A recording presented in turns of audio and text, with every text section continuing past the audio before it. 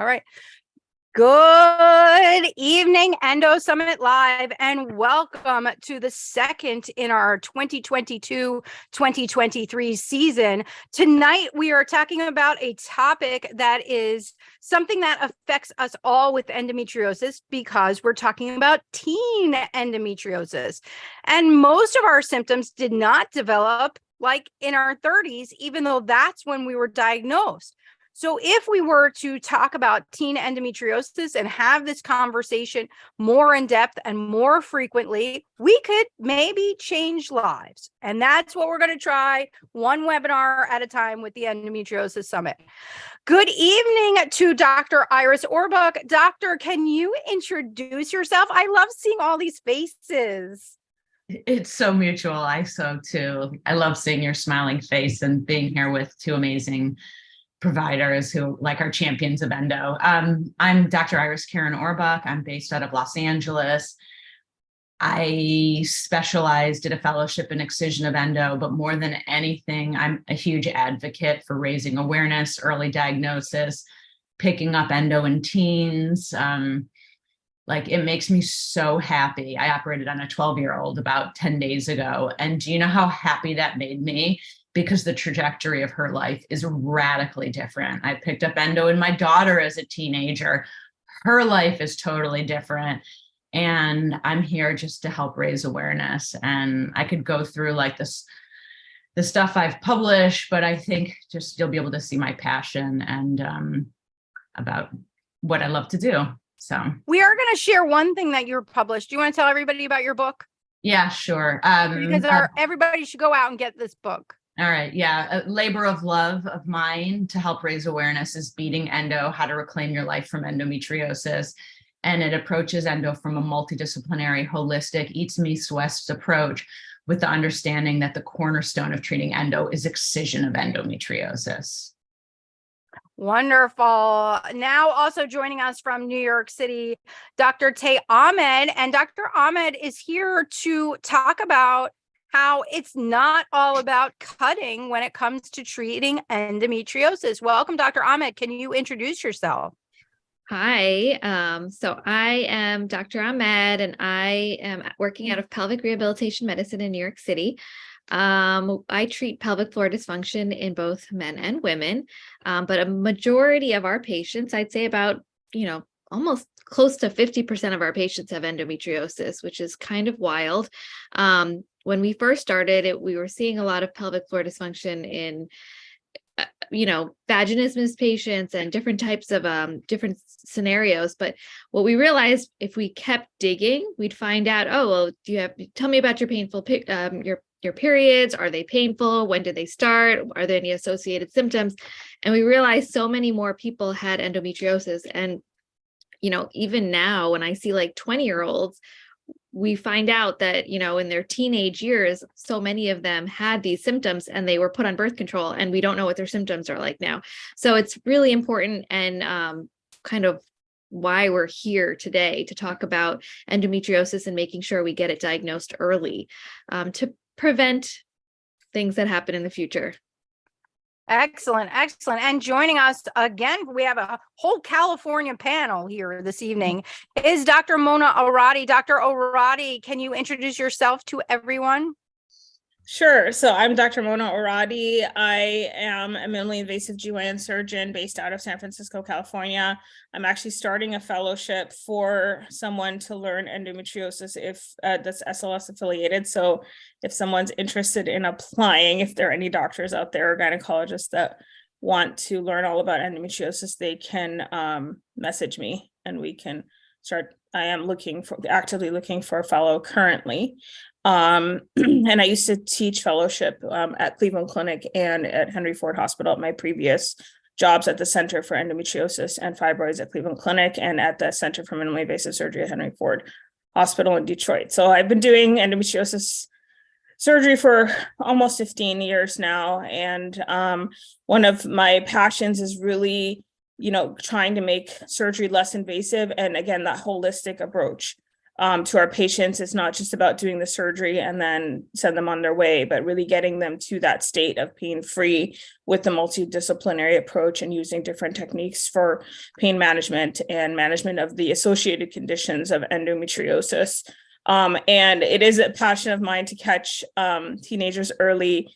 I was unfortunately one of those teens curled up on the floor, crying, being taken to the ER and being told I had constipation for many, many years before I became a gynecologist. And I realized I actually have endometriosis, and that was why my periods were so awful as a teenager. So I just don't want anyone to go through that. And I have so many patients now that I've treated their mothers, and now they're dragging in, their 3 daughters or their 2 daughters, or, for evaluation and treatment for endometriosis, because as we know, it is hereditary and it does run in families. So I think we can really make a difference by diagnosing it early. So teen diagnosis, early diagnosis is really quite a passion of mine. Yes, a passion of all of ours. So let's break it down right from the beginning. How and Dr. Ahmed and Dr. Orbach, it's probably a little bit different, your evaluations, but talk to me, Dr. Orbach. Somebody comes to your office. What are the things about teen endometriosis? Let's say they're 15. So they're not, 9, which I'm sure that happens too. But what are the things that you're talking to them about? What are you looking for? So first of all, I think I have 2 daughters. So to understand, a teenager feels so uncomfortable being in a gynecologist's office. They feel uncomfortable about speaking about anything personal, let alone in front of their parent or caregiver, whoever's bringing them. So I typically will either take off my white coat, I make the environment really comfortable for them. And I ask them, tell me what brings you here. I've got all the time in the world. Start from the beginning. Tell me whatever you want to tell me. And it allows them to start to feel like this comfortable rapport with me. And ultimately, usually if the mom is there or the caregiver, grandmother, whomever, they typically will add a lot to the story. But I'm looking for anything about when did their pain start? Is it help? Are they withdrawing from doing what they love, like playing tennis or, being on the set, putting together a play at school or hanging out with friends? I'm picking up, do they have any gut issues? Have they been to the gastroenterologist? And I'm asking them specific questions, because you have to understand whether someone's a teenager or 20 or 30-year-old, if they're having a bowel movement every 3 days or they're straining on the toilet for 25 minutes, that's normal to them. So they'll always report, oh, it's normal, because maybe they've watched their mom or their grandmother sit in the bathroom. So I get down and dirty with them. I'm like, well, let's talk about your bowel movements. What do they look like? And they chuckle and they laugh and they turn a little red. But I'm really trying to ascertain as much as I can from them. And then once they start to giggle a little, they soften up a little bit, and then they're able to speak a little bit more. But so all gut issues, all urological issues, what makes them better. And then honestly, for me, physical exam, obviously, I don't do an internal exam on my patients. I can even just tell by questioning them, because my first consult's about an hour and a half. And I've already read all their records. Sometimes they've had records this big, sometimes they have 1 or 2 records. But even just an abdominal exam, if I evaluate their abdominal muscles and there's like a really active rectus on one side and it's much less on the other, I already know. I mean, either they have scoliosis or hip issues, but I already know their anatomy's pulled one way or another at that young age, just by their abdominal exam. So it's just spending a lot of time and questioning them. Excellent. And Dr. Ahmed, what's your approach to, because somebody typically will come to you not because they think they have endometriosis, but because they have pain. So how does your approach differ a little bit? So most of our patients who are coming in, they the assumption is they have some sort of pain. I mean, obviously, sometimes patients come in and they say they're not having pain. They may feel a little bit of a disconnect or they feel weird. But most of our patients will say, you know, I'm here, I either have pain with sex or maybe I'm chronically constipated, and they've never heard the word endometriosis before. So I kind of, you know, get their whole story, try to understand what are their bowel movements looking like? What do they physically look like? How often are they happening? Are they pushing? Are they straining?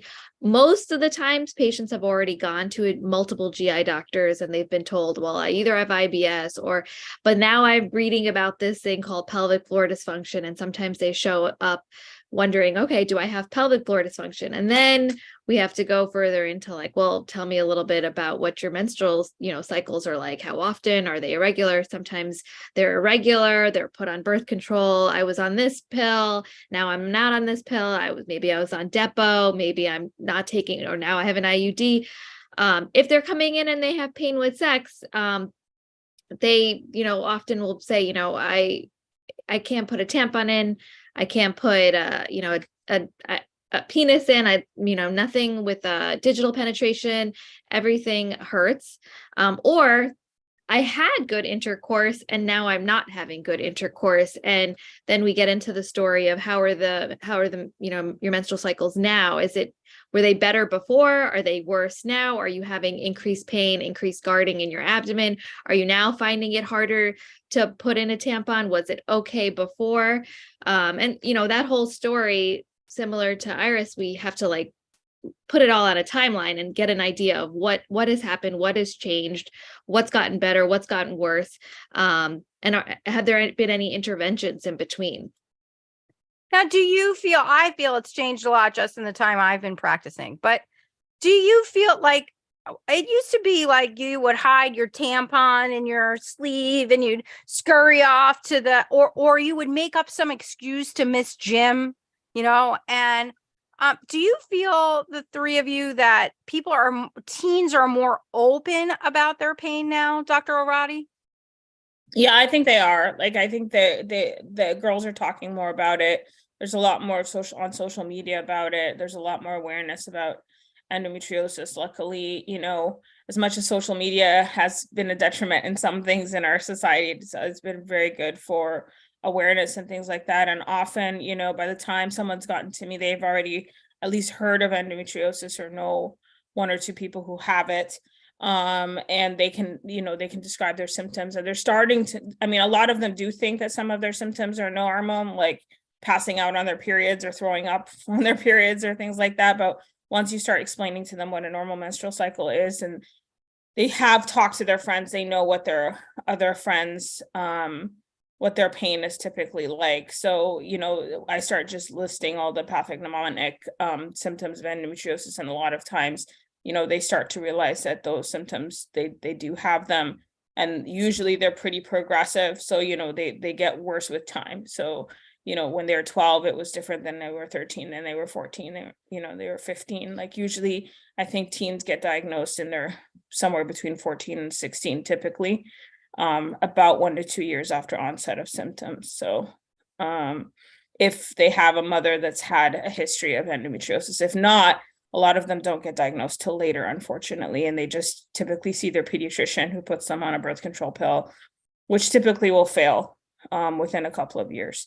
So that's because of inadequate suppression, inadequate treatment. So it's a whole can of worms there. We could really have a conversation about, should a pediatrician be placing a teenager on the pill? I mean, I don't think it's bad for them to put them on the pill for contraception, or to put them on the pill maybe for menorrhagia or heavy periods or something like that. But if they really have pain, or especially pain before the period, which I think is pretty much pathognomonic for endometriosis, because there's a misnomer that dysmenorrhea is, you know, the treatment for dysmenorrhea is OCPs, because that's what ACOG puts out there. But that's primary dysmenorrhea, meaning pain that starts with periods, starting with the first period, during the period. That does not mean that pain 1 or 2 days before the period is dysmenorrhea. That's pelvic pain. And that's usually when endometriosis pain starts initially, is it actually leading up. I call it the premenstrual cramping. The premenstrual cramping is typically endometriosis pain, not the actual dysmenorrhea. Dysmenorrhea can be primary dysmenorrhea, it can be adenomyosis, juvenile adenomyosis, it can be endometriosis. But for me, the real distinguishing factor is that most of my teens with endometriosis, they have the preview pain, the pain the day before, or 2 days before, 12 hours before, or 3 days before, or a week before, and the symptoms that start the week before. That is not dysmenorrhea, and that shouldn't be diagnosed as dysmenorrhea and shouldn't be treated as dysmenorrhea. And I think that's where a lot of pediatricians kind of get mixed up, that that's not period pain. It's before the period, so it's not period pain. So show of hands, how many of you, the primary symptom, the initial first symptom that people have is stomach related in teens? Yeah. Yeah. We all see that, right? So Dr. Warbach, I somewhat remember you, you probably would know, we missed you last week because we were looking for the statistics, and Gabby and Dr. Mangashikar didn't know it. And I said, Iris would know this. How many teens that show IBS in their history really go on to be diagnosed with endometriosis? That's such a great question. I've never seen data like that. I think it'd be very hard to even quantify it. But a question I always do ask my patients, whether they're coming in at 12 or 16 or 36, is, did you ever have stomach aches as a kid? And what I typically see, let's say they began menstruating at 12, very often they'll say 2 years prior or 3 years prior, that's when their stomach aches began, or my constipation started. And it's because the hormones are really turning on. You have axillary hair, you have pubic hair, and then eventually, you get your period. I forget which order those come in. I don't do that stuff anymore. But the point is that your hormones have been, coming into play for 2-3 years before the onset of your menses anyways. And I really do believe that people are born with endo implants, whether it's genetic or it's environmental. And so then those implants are exposed to the hormones a couple of years beforehand. So if I had to quantify over the last almost 20 years in my practice, because I do ask everybody, I would probably say, probably about 70% of my patients have gut issues preceding their menses. And we talked about, I would say 50% for me, 50 to 70% have, nausea, vomiting, bloating, constipation, whatever it is, some sort of GI symptom preceding the week before their period. And usually for teens, that's usually the blame, is IBS is often the diagnosis they come in with. Can I now, Dr. Ahmed, do they hit your practice, I have constipation, without ever realizing that it could be endometriosis? What a lot of them will say is that I'm here for constipation. I have maybe some urinary symptoms, maybe not a ton, nausea, vomiting, but I can't have endo because my periods aren't that bad. And so then we have to explain to them how you can have, endo isn't just oh, you have bad endo and, your implants are really bad inside. And a lot of them will say, well, I don't want to have a surgery now just to take out potential endo when my menstrual cycle isn't that bad and I just have constipation. So that's where for what I tell them is, okay, let's treat your pelvic floor. Let's see if things get better. And if your constipation gets better, we can, put the endo thing possibly to the side. But if things don't get better, you have to see an endo specialist. And then they're like, okay, I'm willing to do that. You can buy me some time without having a surgery just yet before we go into, endometriosis evaluation. Because they freak out. They're like, well, I don't want to have endo surgery if I don't have endometriosis. And I'm not 100% sure. But, so we have to play, devil's advocate and make sure, but for a lot of these patients, they don't want to evaluate unless they're sure they have it. And I think no parent wants to put a kid through surgery. So this is go ahead, Dr. Orbach. We're going to transition after this comment. What do we do? How do we treat a teen? Yeah, I just wanted to comment, I see gut issues all throughout the month, not necessarily a week preceding the period, even in a 9-year-old or a 10-year-old or an 11-year-old. So I think it's an important distinction just for those out there to know that endo isn't just period pain or the week before one's menses. It really, the pain or the Could gut be issue all month. can occur any time of the month. And then secondly, just to throw in, even when I love getting teens as consults, I don't jump and operate on them. Honestly, the first thing that I do is I educate them. I give them proper information. I send them to pelvic floor PT. That's the first thing that I do. We work on their gut. Obviously, I send them to, physical medicine rehab, to you guys, wherever in the country you guys are popping up. Mm-hmm. And I work on getting them to meditate, mindfulness. I never jump to surgery. So, I think that's important, that multidisciplinary. And I have them read your book. I'm like, okay, I check love that. off feeding endo on the bottom, read that, and then we'll talk about it. Dr. O'Radi, what goes into the treatment sort of algorithm of how you're going to proceed with a teen? It's again multidisciplinary. So, and it depends on the extent of their symptoms. And yes, I didn't mean to imply that they only have the symptoms preceding the period. Usually it's initially just preceding the period, and then eventually they have it all month long. But I do work with a GI doctor that sees basically all of my endo patients. She's very holistic approach, dietary approach, anti-inflammatory. I work with the pelvic floor PT, acupuncture. We have a therapist also that works with teens with regards to, pelvic pain and being able to manage, schoolwork and navigating through that. So I do that multidisciplinary approach. Sometimes if they have severe urinary symptoms, I will do bladder installations on teens, although mostly I do them on older patients, because usually it seems like the GI symptoms come first. The GU symptoms seem to come a little bit later in like the timeline of endometriosis. And then I do offer them, suppression of their menstrual cycle, just so that they don't have to have a menstrual cycle, whether that be usually with an IUD or norethindrone or something like that, in order to kind of just give them some relief from the menstrual symptoms and see if we can find something that suppresses them. And then it depends also on the severity of their symptoms and the severity of their disease. I do an abdominal exam. I don't tend to do a pelvic exam unless they are sexually active. But I do a transabdominal ultrasound also in my office, just to make sure they don't have an endometrioma, that their uterus isn't severely shifted, that their adenomyosis isn't severe. Some of them have adenomyosis, obviously, as well.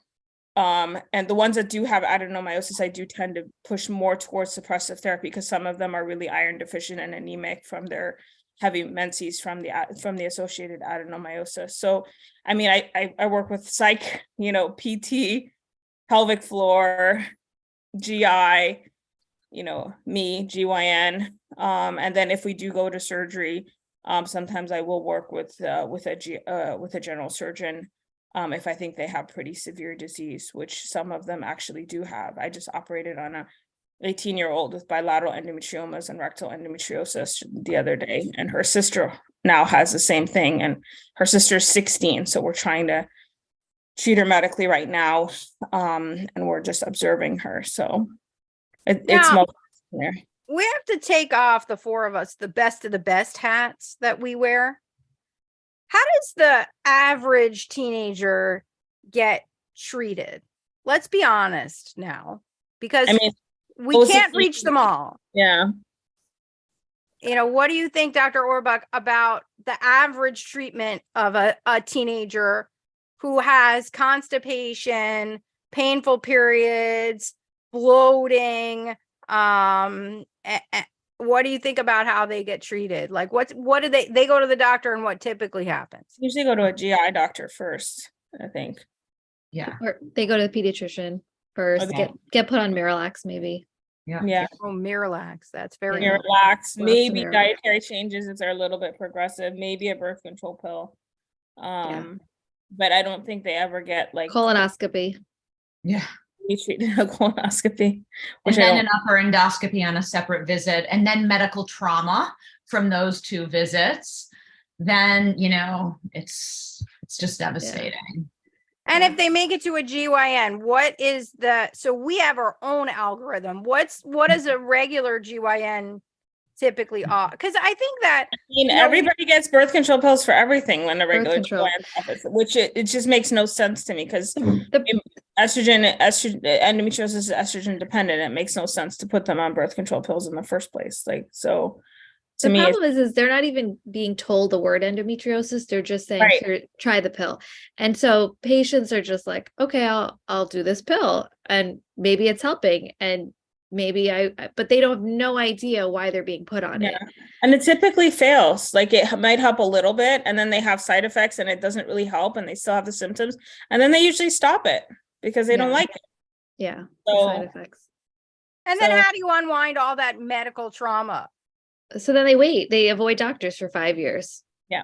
What I usually say to them, and this is true, this is how I open when I'm discussing with teens or any endo patient for that matter. I tell them that I learned more in my first week of fellowship about endometriosis than I did in 4 years of OBGYN training plus 4 years of medical school. Or I learned less in 8 years of training than I did in my first week of fellowship. So I always tell them that there's so much misinformation online.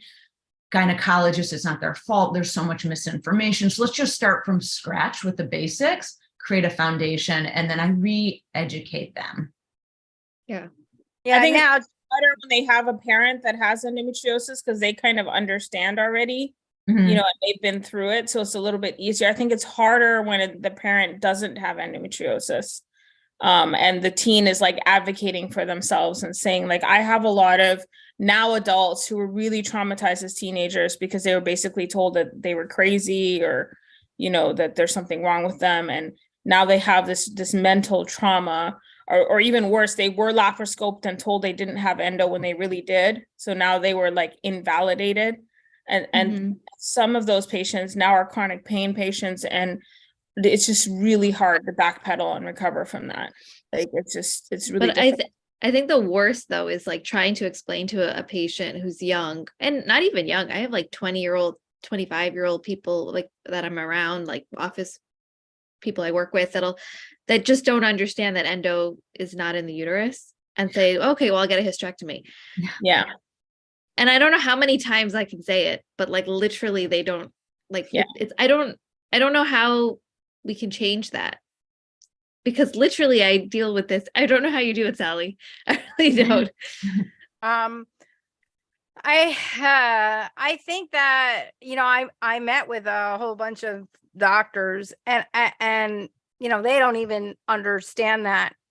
I think there are and obviously we have Dr. Redwine. He comes to the Endometriosis Summit and he's going to talk about the damage of this notion that, you know, it's a uterine based disease. But one of the issues also becomes this how to get diagnosis, because if a teen heads to one of our docs, one of you guys, they're going to get basically, here's the interventions from doing nothing to aspirin to birth control to, you know, they'll get the concept of everything. Someone will speak to them that their bladder could be misfiring. Someone will, right? But the average person just gets handed birth control pills and maybe they go online and they'll hear it, but you're not actually diagnosed when they're handing you a medication. And oftentimes they're told it's normal.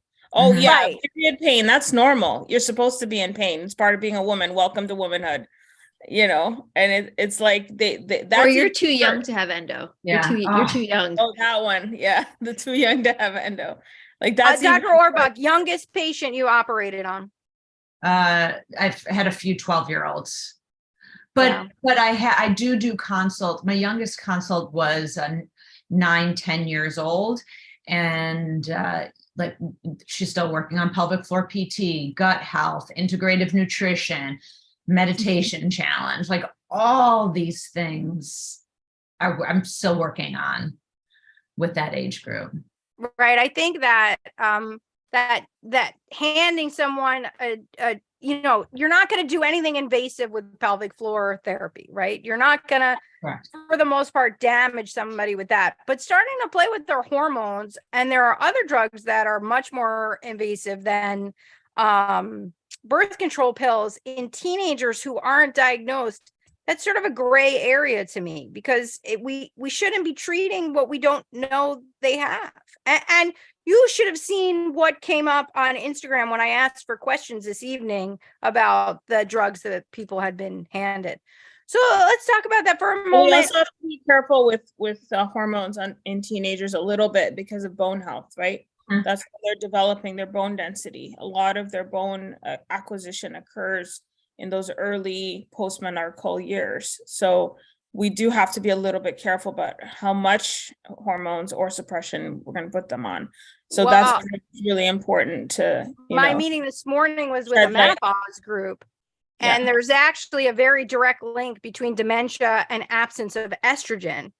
And I just to think about, you're also building brain health in your teen, you're building your microbiome forever in your teen years. We talked about that last week. We talked about that in terms of fertility also. And so, it's tough to see what goes on with other people. When do you make the decision to operate, Dr. Orbach? I really individualize the care for every patient. And I always ask them, what are their goals? And obviously the family member who's bringing them.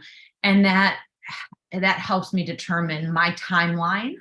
And like in general, I'm always offering everything non-surgical but before I operate on them. But it just depends. Some patients really push me for surgery sooner than later, just because of school scheduling, summer camp scheduling, or whatever it is. So I try and work within what their goals are always. But typically I always find more PT better, more gut health better. Like I think back to where I started when I finished my fellowship. I'd write these scripts for narcotics, 35 Norco, which is, like generic Vicodin. Now my average patient, whether they're 45-year-old with chronic pain or a teenager, they're taking between 0 and 2 narcotics. Post-op. Yeah. Even I'm telling you, like a crazy long surgery, they're taking between 0 and 2 narcotics, because I'm doing so much work on the front end, and I'm getting them, into every aspect from literally from head to toe. And it makes such a difference. So, yeah. Yeah. I think also the days of, we'll have Dr. Dupree on a whole evening, but we did a live with her, who's our pain science lecturer this year. And she could tell you all about, there are certain brains that are wired very differently for the drugs and for pain. And we don't want to test the waters with a teen. So like to teach other management techniques becomes, I think, really important.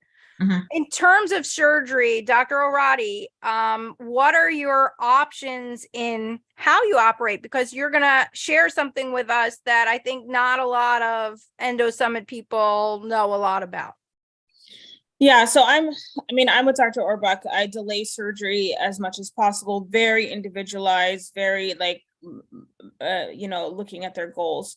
But for teens, and especially patients with minimal symptoms, fertility patients, the patient that doesn't believe they have endo, I usually offer them, or patients that I think don't have, DIE, rectal endo, or something where I'm going to have to go deep into, the pararectal spaces, or into the nerve bundles, pudendal and hypogastric nerves. I'm not doing a severely deep dissection. I do offer mini microlaparoscopy for those patients, which I think is ideal, because it leaves the camera is a 3 millimeter scope. The instruments are 2 to 3 millimeters in size. Oh, the little man is there. Sorry. The instruments are 2 to 3 millimeters in size, and you can do a complete excision of endometriosis laparoscopically with these micro instruments. And I do have some video, or like a couple slides if you want me to just show that to you guys. Mona called me this morning. She's prepared. I did. Like, do you want some slides? I do. Okay, so let me share my screen here. I want our lab to be on mini microsurgery, but I have to catch up with Boston Scientific about it. I'm sure we can do it. So I'm going to skip the part about, I have a whole thing, but I want to go just to. Mona's an overachiever. Yeah, well, here's an article that you can look up that actually has a video of me doing mini microlaparoscopy and endometriosis. It's on endofound.org. Can you have endo excision surgery minus the downtime? And it is true with these micro instruments, you can overcome some of the kind of barriers to having surgery because of pain, need for post-op narcotics, time off work, time to return to exercise, and the scarring, because as you can see, the instruments are micro instruments. So this is a percutaneous 2 millimeter, basically a 14 gauge needle that has a grasper in it. This is a 3 millimeter port with a scissors in it. And this is a 3 millimeter port with a scope, a 3 millimeter scope. And the instruments are literally micro instruments. So they're extremely small. And you have everything from scissors to a bipolar, to a grasper, to a suction irrigator, to needle drivers. If I want to suspend the ovaries, I can suspend the ovaries, that I can do a full excision of endometriosis using these instruments. And some of them are going to be percutaneous, which are these slim 2.3 millimeter instruments that go directly through the skin. And this patient actually was an acrobat, and this is her. I just want to show you the size of these incisions. This is the incision 3 days post-op. So this is a 2.5 millimeter incision. This is a 3 millimeter incision. And this is a 3 millimeter incision. And 7 days post-op, you can't even see if you look at it, it's like as big as a hair follicle. It's right there, there. And then this is her 7 days post-op. So because of the size of the incisions, it's basically like a needle that goes through the abdominal wall. There is no downtime in terms of exercise. So a lot of my teenagers are athletes. They run, they row, they play basketball, and they don't want to be, restricted from physical activity for a long time. And this basically puts them right back into their physical activity regimen within 7 days. This patient's literally, she's up on the pole there. I can't do that at all, ever. But 10 days post-op, she was doing, acrobatics. And I operated on her like a week before opening night. She was a Cirque du Soleil acrobat. And that was what convinced me that mini microlaparoscopy really is a game changer, especially for young women who are extremely active, who maybe the reason they don't want to do surgery is because they're afraid of the downtime and the incisions. And if we can diagnose it early, maybe we can prevent, the pelvic pain, the infertility, the chronic pain, all the downstream options, the anxiety, the depression that we see in our patients that are, not adequately diagnosed and treated early on. But I do want to show you one video at least so that you can see kind of what the surgery looks like. This is a percutaneous instrument. You can literally see, like, those are the blood vessels. Like, this instrument is a 2 millimeter instrument. You can use it to manipulate and evaluate the pelvis. Here I chromoperturbated. Here's the appendix. I'm just going to lift up. You're going to see a little spot of endometriosis kind of right there. And then on the other side, it's a little more extensive. This patient was a college student on the track team, had a scholarship for track. So again, she had severe dyspareunia, severe pelvic pain, dysmenorrhea, had basically failed medical management, and came to me, and I offered her endo excision surgery. And you can see here, there's a patch of endometriosis right on the pelvic sidewall here with, a ureter there. And you can do the dissection just the same way you would do laparoscopically. I'm going to introduce a scissors. She has a little spot on the bladder, a little bit in the pararectal space. And again, same way you would do normally. And you can do even more extensive endometriosis with this. This is just an example. But basically, I'm going to grasp the endometriosis with the grasper, and then I'm going to use the scissors to open the retroperitoneal space, dissect the ureter, and excise that peritoneum the same way I would laparoscopically. So it is actually, for me, a game changer, especially for, as I said, teenagers, young women. I have a lot of patients with infertility that just don't believe they have endometriosis. And when I offer them this, they're much more likely to say, okay, I will, have a diagnostic laparoscopy, because literally these patients will have the surgery on Friday, and on Monday, they're back to normal activities. And, once they've gotten through like the bloating and the constipation post-op and things like that. But you can see, like, you can do just a simple excision. I'm going to dissect out the ureter. But this is just an example. You can see how tiny the instruments are, and the abdominal wall. I mean, the incisions are literally invisible. You after a month or two, you can't even, like, I literally have to look very closely to see where the incisions were. So this is what that patient's abdomen looked, 6 weeks post-op. There's one incision there. The one in the umbilicus you can't even see, and there's a third one somewhere over here, which I can't even point out. And then a fourth one right there. Okay, so not to take too much time, I just wanted to share that with you. This is what it looks like externally. And I have a couple of other videos, but almost all the patients will go back to normal activities within 1 to 2 days post-op. Incisions are invisible 2 weeks post-op. There's no requirement for any post-op narcotic pain meds. They literally have almost no pain post-op, and there's no sutures. You just put a little drop of Dermabond on each of these little incision sites, and that's it. Okay. All right, I'll stop sharing.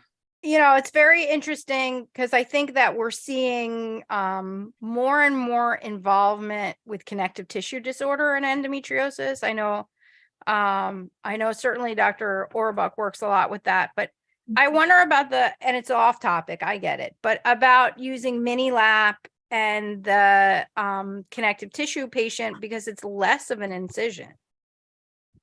I mean, it's definitely less of an incision. There's almost no, it's almost no incision, to tell you the truth. I mean, I can't describe to you how small these instruments are. Go ahead, doctor. Yeah, I just wanted to make a comment about the difference between visualization laparoscopically and robotically. I was trained minimally invasively laparoscopically before Da Vinci even was FDA approved for GYN. It was approved for urology. And I really thought, based on who trained me, I could do anything laparoscopically. And I decided to get training, I forget how long ago, maybe 12 years ago or so, and robotics. I just felt like I was too young. I needed to know a little bit more. I needed to have I wanted to know everything. And I went in not with intention of changing over my practice, but just, I want to know what's out there. And I remember I sat down on the robot with that 3D high definition visualization. And I'm like, oh my gosh. And for my teenagers, because I start all my surgeries with a laparoscope, which is 2D, only because it's light. I do a direct insertion and it's lighter for my hand. And then I swap it over to a robotics, a 3D high definition scope. My nurses crack up because when I sit down on to start operating, I'm like, oh my God, I didn't see endo here or here or here or here. I see so much more with my robotic camera than I do with my laparoscopic camera. And I think, yeah, it's great to have the mini laparoscopy, but the scope is an 8 millimeter scope. And I see so much more, in particular, because teen endo are clear lesions. Yeah. And I know every single surgery, I'm seeing a laparoscopic view and I'm seeing a robotic view. And I am convinced that I can see so much more for a teenager utilizing a robotic scope. So that's, I mean, I do that too. And I convert mini to robot if I find extensive endometriosis. But I mean, I'm very, very meticulous, and we have a 4K system. So great. It's 4K and I magnify 10x. So what I see with the mini scope, I swear to you, is almost as good, especially when I zoom in all the way and I really survey everything. And I remove anything that looks at all suspicious. I don't just look for the clear lesions. I look for the hypervascularity, the tortuous vessels, and almost all of it comes back endometriosis too. I think if you do a cursory look like we do with the survey, I do a survey when I do robotics. I think if you're doing a cursory look, yeah, you'll miss a lot of it. And a lot of times, even with the mini, initially I won't see that much, but once I literally go, I systematically go through the whole pelvis and I zoom in and I have the 4K and I zoom in like 10x.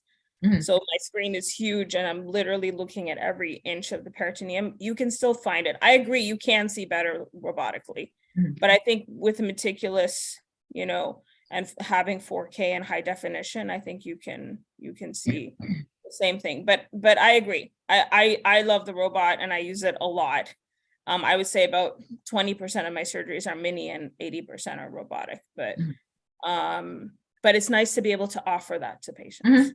Absolutely. I'm obsessed with this conversation because the whole thing is that I want with the summit for us to be able to drive conversation in a direction that interests also the people having the conversation. Do you know, not not a conversation driven by my sponsors. Yeah. No, but I do believe that that a lot of gynecologists, like, they get fooled with the laparoscope. Like, I've had so many patients with literally negative laparoscopy, and you go in and they have like endo everywhere. Yeah. And so how did they say this is negative? Like, it's like the whole pelvis is covered. And, how do they say that that's negative? They don't look hard enough. They don't look hard enough. They don't know what it looks like. They don't know the different iterations of endo. And that, it's just lack of training. Yeah, so I think it's lack of training for sure. And for me, I don't know what you use, Mona, but I use a Valchev manipulator. And that's a particular manipulator Harry Rich always used. And that really not opens up, but delineates that posterior cervix down to the rectovaginal septum. I use a Rumi where I can, bend. Same concept.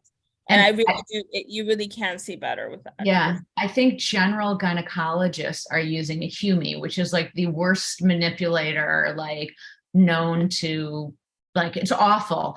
And it doesn't allow you to look where the high yield areas are.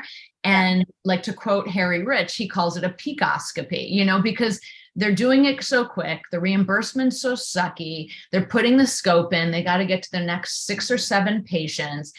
A, they're not trained. They don't know what endo looks like. They don't know teenage endo looks different. And C, they're just like doing a quick look and they're almost like confirming their suspicions because they don't even believe teen endo even exists. So they're doing a quick laparoscopy or peakoscopy and being like, no, it's not there. It's just all bad on every level. I mean, even the one that I showed you, which obviously is endo, a lot of gynecologists wouldn't have seen that. They would have said, yeah, there's a little puckering, whatever. Yeah. So meanwhile, that case is how I met you. And we were out and you were talking about it. And I'm like a huge Cirque du Soleil fan. So I decided, I should become friends with you because I want to learn about, it's very funny. And the other thing I always think of is that both of you are trained in traditional surgery and then you move to the robot. So you have skills no matter what. I think when a lot of the residents and fellows come out now, they have only robotic skills. I know it's not a robot night, it's teen night, but what do you think about that? I think it's such an advantage to be trained in both. I think you should have both. I mean, robotics is laparoscopy, just, with an advanced tool. But I mean, basic laparoscopy you should be able to do it laparoscopically too. You know what I mean? And that should be part of basic surgical training. I really think you should have both. And I've been doing robotic surgery since 2007. So, it's not like, and again, it was the same thing, Iris. I was doing everything laparoscopically and I'm like, this instrument sounds interesting. Let me try it out. And then I was like, oh my gosh, there's so much you can do with this thing. Yeah. And I became, an avid user. For the same reasons that you say. You can see better, you can move better, you can get into deeper spaces, dissection is better, less bleeding, all of that, less trauma, which I do believe is really important, especially for our younger patients, to prevent adhesions and future fertility issues and stuff like that. But I still think, they should be able to do everything: hysteroscopy, cystoscopy, laparoscopy, robotics, whatever part of it. I mean, all of it needs to be included. I want to make just one.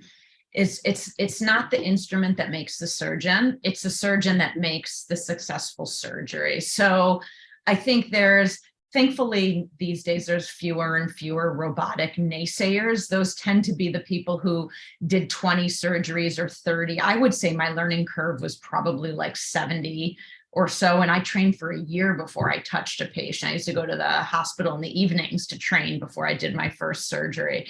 So I don't think it's like, go to that doctor because they just do robotics, even though I'm a robotic, fan. I think it's the surgeon who makes the successful surgery. What is it? It's the singer of the song, not the song. It's what's his big line? We'll give a shout out to Dr. Miller because he has that line. Yeah. Well, I mean, He's a great singer too. He's got a great voice, by the way. I only saw video. I was not there, but I've seen the Instagram. I mean, I always use the akin to like a pianist, like a concert pianist with this piano, with a fancy piano, can still play on a not fancy piano. Whereas you take a pianist who's taken some piano lessons or went to piano school, they're still not going to be a concert pianist, no matter how good a piano you put under their hands. Right? It's the skill itself. Some of it is innate and some of it is learned, but it's just that's how it is. And I most people hopefully will filter out what they can and can't do. Well, let's talk about probably the most important component of teen endometriosis, and that's advocacy. Everybody here is involved in a lot of different efforts. But Dr. Orbach, you're certainly involved in one of the more exciting efforts that's going on these days. Like, people have cramps or stomach aches, and they typically head to the school nurse's office. What kind of advocacy efforts are you involved in that you want to share, Dr. Orbach?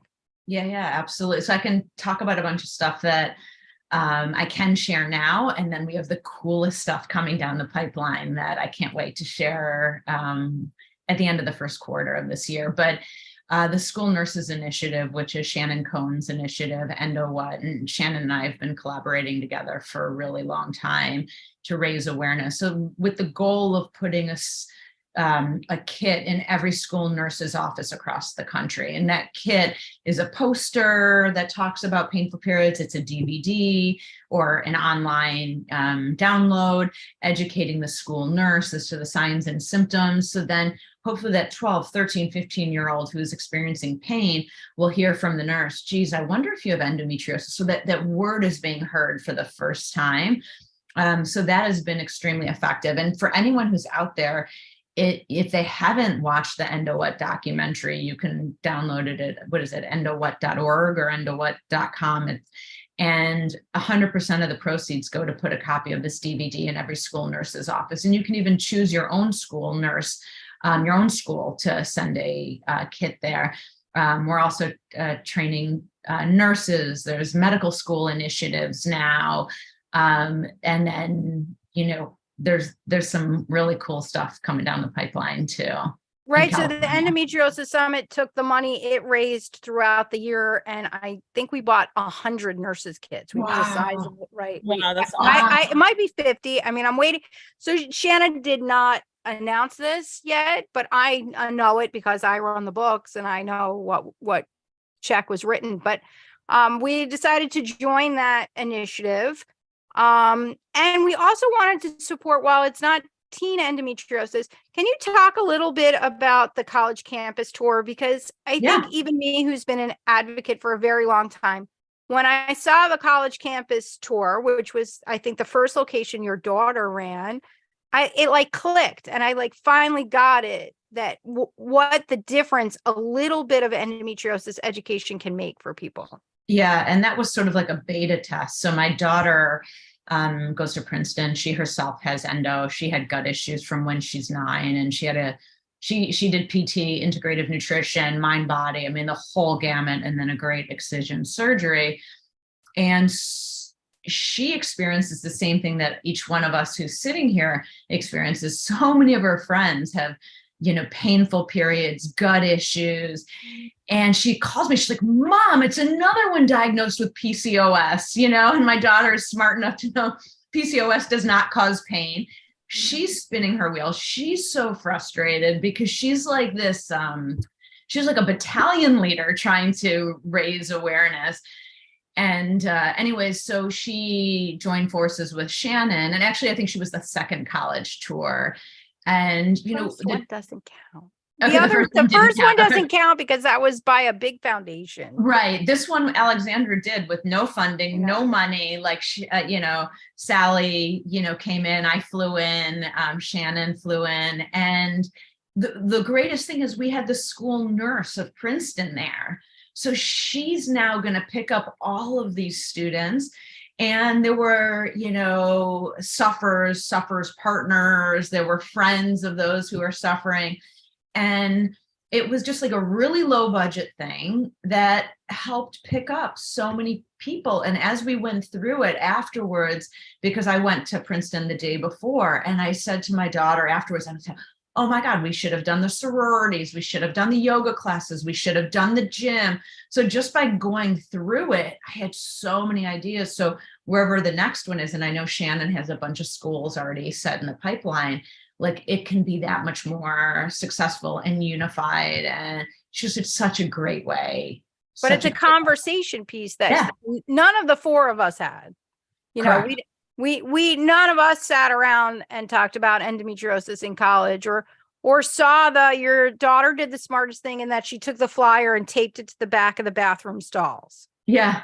None of us saw that. So Dr. Ahmed, tell me a little bit about what you see the future directions for conversations about the period and how you're working to change that so that we're not just normalizing cramps.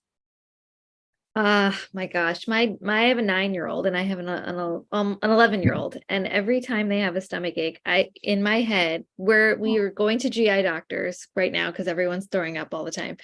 And I'm literally in shock that the pediatricians never asked them about their, any of their symptoms. And, it's really scary that this is what Manhattan, New York is like. And that you've been saying this all day, like, what about the average teen? I mean, obviously it has to start in all the pediatrician offices. Mm-hmm. And I don't know how it's going to change, but I think we have to start in the elementary schools, the middle schools. That whole conversation has to change. And I mean, I think colleges are great because that's going to be where it's going down, but like the whole fertility conversation has to happen early so that, parents want their grandchildren. And I think it has to start early, and they're coming too late to me. Mm-hmm. It has to be done before they get to me. I mean, we also need to educate like GI doctors, pediatricians, internal medicine doctors. Like the GI doctor I now work with, when she first graduated fellowship, she joined our group. She didn't know anything about endometriosis. And now she's like diagnosing it left and right on patients who aren't even seeing a guy. They're seeing her for IBS or whatever. So it's really amazing that they don't get any education about it. We do outreach all the time. We go to GI offices all the time, and they literally do not ask anything about their cycles or anything. Well, but when one GI is trained and they know what they're doing, it's like a godsend to probably 50 or 60 women a month, so like I worked with a GI in New York, and it was like life altering for the people that got to see that particular GI. So Dr. Orati, what do you think? We have a question from the crowd, and it says, how do you teach people to advocate for themselves? So first of all, the number one way to teach somebody to advocate for themselves is to send them to the Endometriosis Summit, because it's 3 days, whether you come in person or online, all about how to advocate for yourself. But putting that aside for a moment, how do you teach someone to advocate for themselves? I mean, honestly, it's just a matter of education, and I think women are really prone, even as I said, I told you about my story with my childbirth and all that. Even I was prone to just be poo-pooed and belittled, and like what you're worried about is just all in your head, and anxiety and stuff like that. And it's amazing how much women will believe that their symptoms or what they're feeling or the things that are going wrong with them is just anxiety or something like that. I think that has to stop. We as women have to stop thinking that, oh, we're just anxious, or we're just overreacting, or we're just too sensitive. Like, this is wrong. Women have intuition. We should trust our gut. And I think that's what the biggest thing I tell my patients is, if you feel like you have a symptom, like something is wrong, I believe you. I have patients who've come to me 1 or 2 years post a complete excision. They're like, I think my endo is back. I'm like, I believe you. And you go in and their endo is back. So it's like, you have to put that trust in their own instinct, in them, in your patients, in yourself. And I think that's the biggest thing. Once you trust your own instincts, then you can advocate. You won't let someone say, oh, you're not really having those symptoms. Oh, it's all in your head. Oh, you're just anxious. I think that's the biggest thing. Just trust yourself. Mm-hmm. Yeah. Dr. Orbach, how do you teach somebody to advocate for themselves? I just explain to them that you really need to trust your gut, and your pain is real. And even a 13-year-old I get in my office, already it takes me a long time to get them to believe that their pain is real, because they've been told by numerous healthcare providers that it's in their head. They look fine. So I validate them and explain to them, we don't see it on imaging. They're like, really? My pediatrician told me because my ultrasound's normal, there's nothing wrong with me. It's just, you just have to, I know. I want a whole night on, but your ultrasound's normal. So what? Like, I want to line up my favorite faculty members and have that discussion, because we've all had it with that.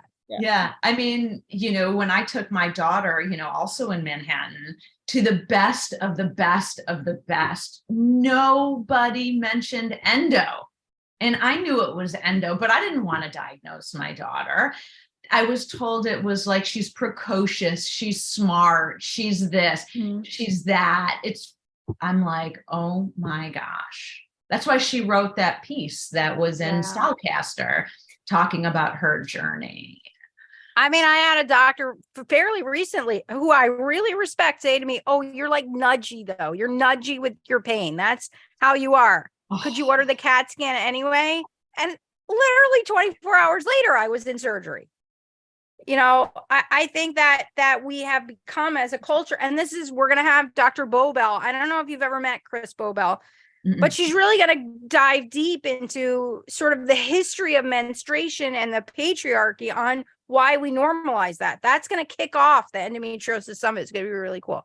Okay, as we wind down, because we have to, even though we love each other, we have to leave. The Endometriosis Summit is March 24th through the 26th in Celebration, Florida, and virtually.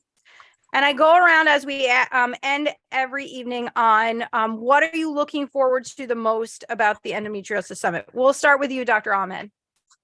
I'm looking forward to seeing people in person. I think I say this every year. I'm hoping COVID's really over this time.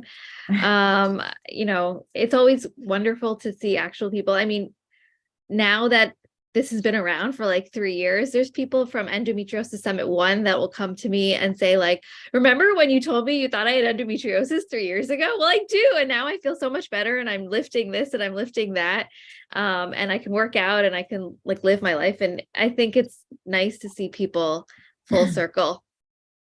So I actually am looking very much forward to your talk, because we're going to talk about the pros and cons of a hot pack and what that may or may not do to your nerves, which that's a very important topic, because a lot of us wear our hot pack burns as like warrior wounds, but should we really be doing that? And you'll have to tune in to see. So Dr. O'Rady, what are you most looking forward to at the endometriosis? We hope you get to do the mini laparoscopy lab. I hope I get to do the mini laparoscopy lab. I mean, just talking with my fellow colleagues and learning so much from them.